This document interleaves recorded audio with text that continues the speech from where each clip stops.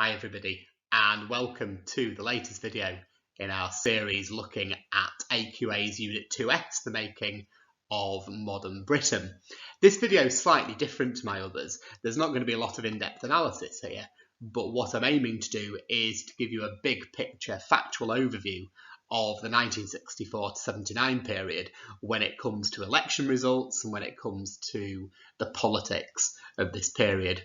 The reason I'm doing this is because arguably this is the most complex 15-year period across the entire syllabus. We've got quite a lot of chopping and changing of prime ministers. We've got several elections happening in pretty quick succession. We've got a minority government. We've got governments losing their majority. We've got a vote of confidence. We've got a couple of three-day weeks. We've got the mysterious resignation of a prime minister. There's a lot to cover and it has the potential to be pretty confusing. What I'm going to aim to do in this video is to wade through that. Let's start by looking at the 1964 through to 1970 period then.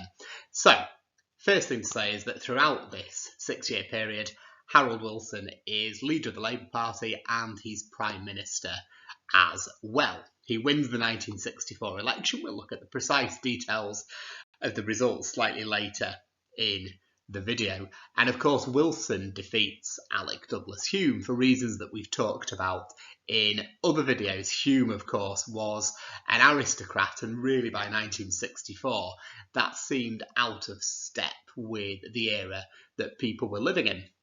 Wilson wins that election, albeit by a pretty small majority, and Hume resigns as Conservative leader pretty soon after that. 1965, Edward Heath becomes Conservative leader.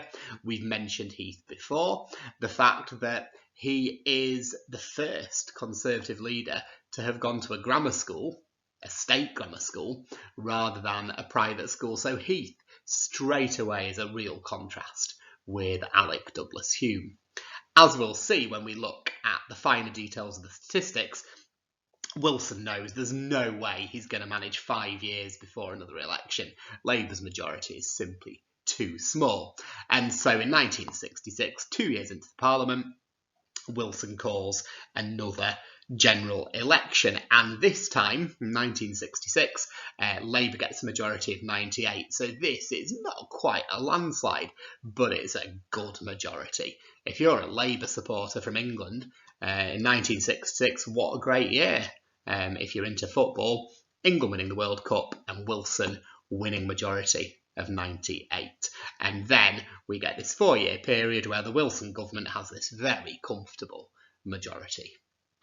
We're going to move on. Remember, this is an overview here to 1973 to 74.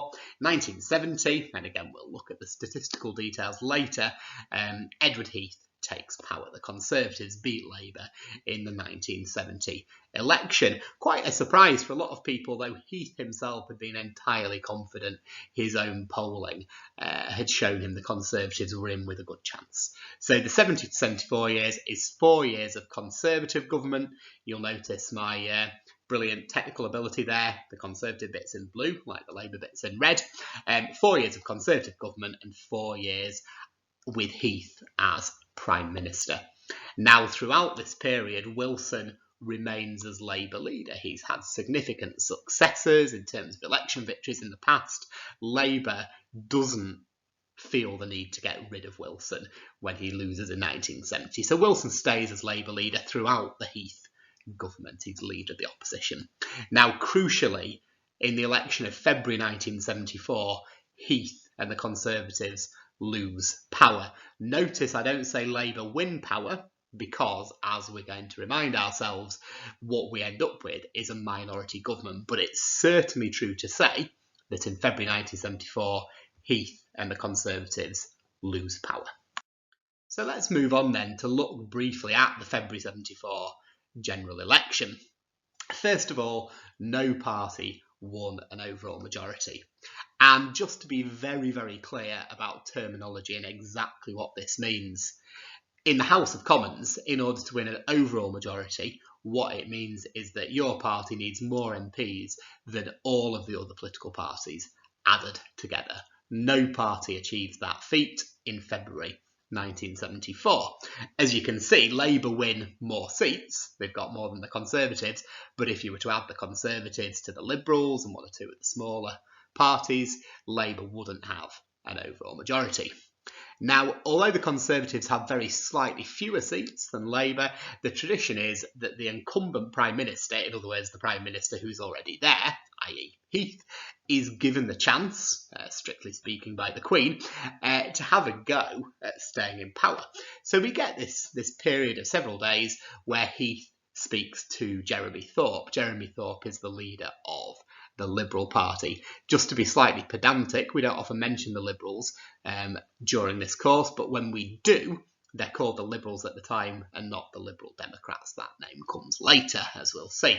So Heath speaks to Jeremy Thorpe, the Liberal leader, but Jeremy Thorpe won't make a deal with the Conservatives. It's clear Heath can't find a way to stay in power, and therefore, again, as tradition dictates, the Queen will then approach Wilson, and Wilson will ask the Queen to form a government, and Wilson returns to power. And this time, he's in charge of a minority Labour government. And a minority government is not going to survive for long. I mean, it's interesting, isn't it? In 1964, Wilson had a small majority Labour government and only managed 2 years before calling an election. This is going to be even more extreme.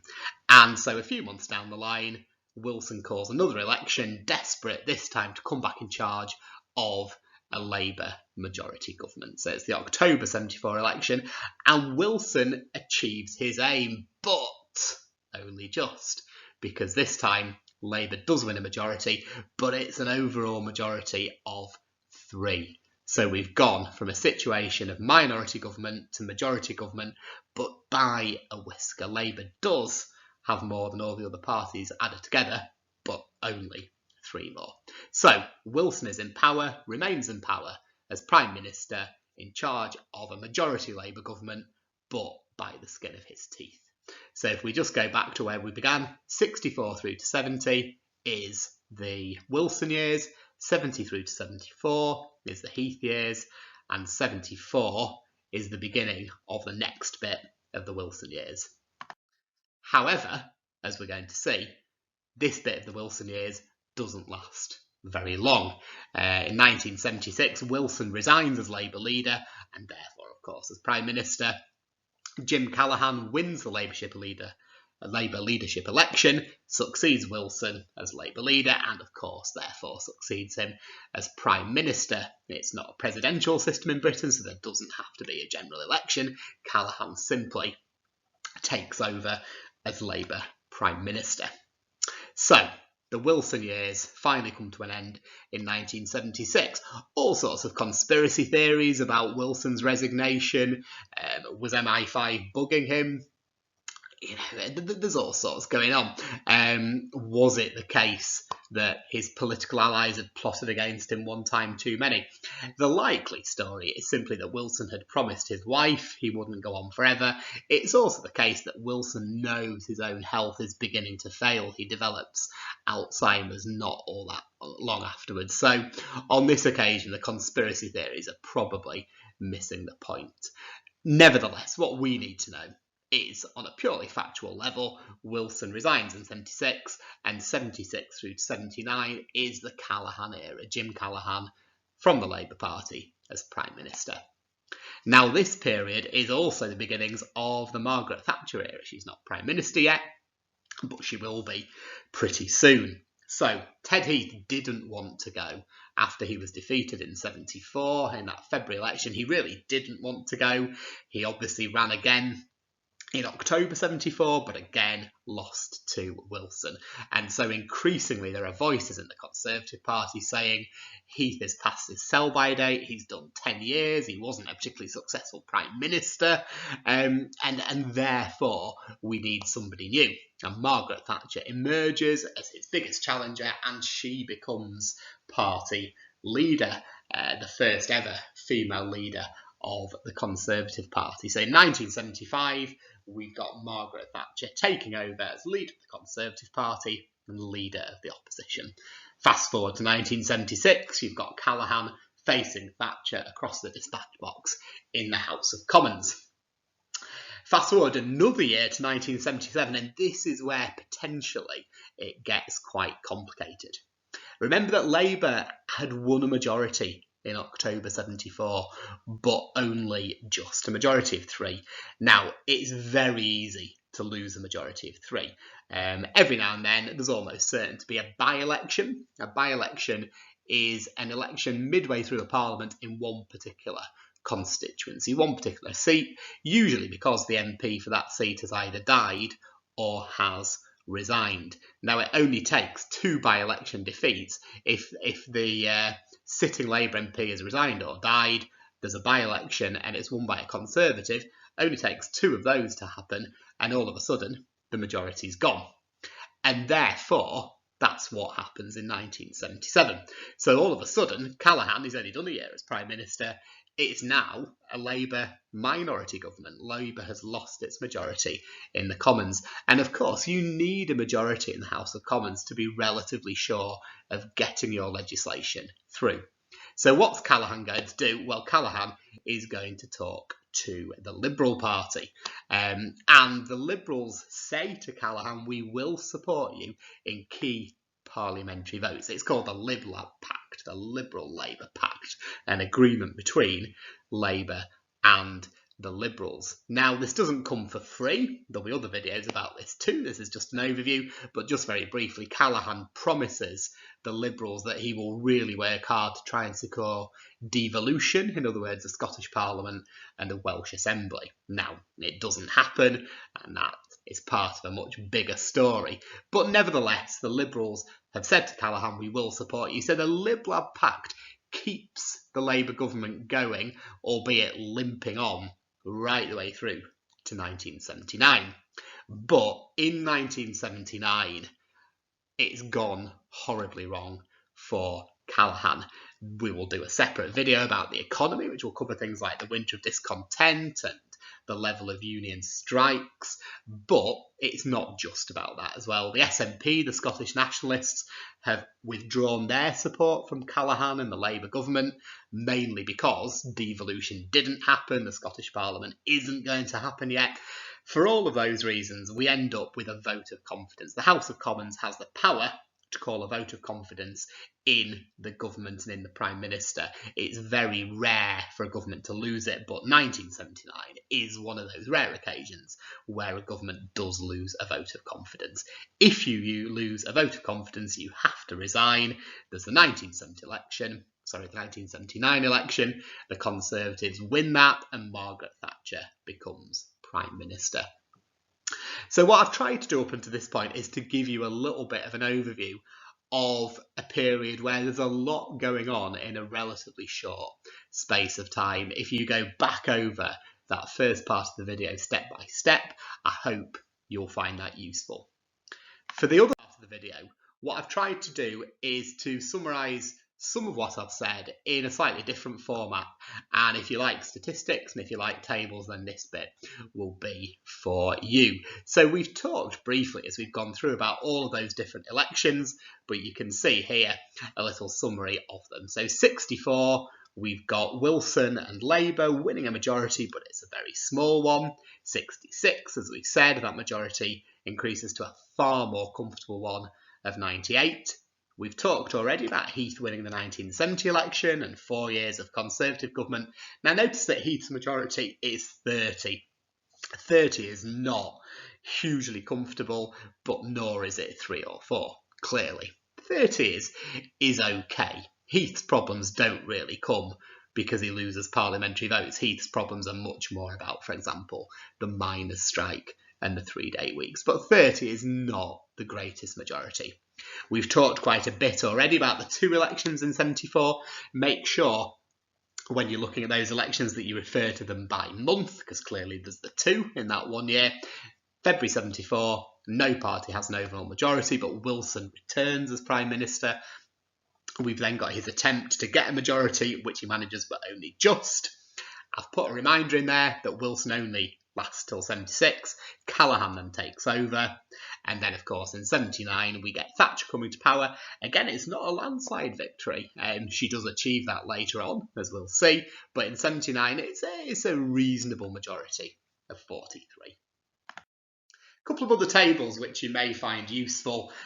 Because it's such a complex period, I find that this table here is a helpful one. Actually, this is pretty straightforward, isn't it? It's a reminder that we have 6 years of Wilson and Labour government, followed by 4 years of Heath and Conservative government, followed by 2 years of Wilson and Labour government, followed by 3 years of Callaghan and Labour government. And clearly, there's a huge story behind all of that, some of which we've already told earlier in this video.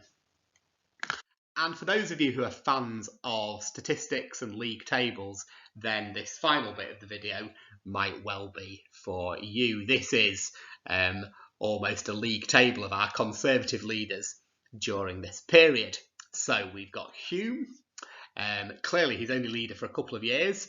He wins no elections and he loses one in 1964. We've got Heath, marginally better record than Hume because he does at least win in 1970, but he's got that really very significant defeat in 66, despite the fact that he's a more appealing prospect than Hume in a lot of ways. And then what really does for Heath and for his reputation and for his career is that double whammy in 1974. The loss in February, even though it's not an outright win for Wilson, and then the loss in October. And that's why Thatcher ultimately emerges as Conservative leader just a few months afterwards.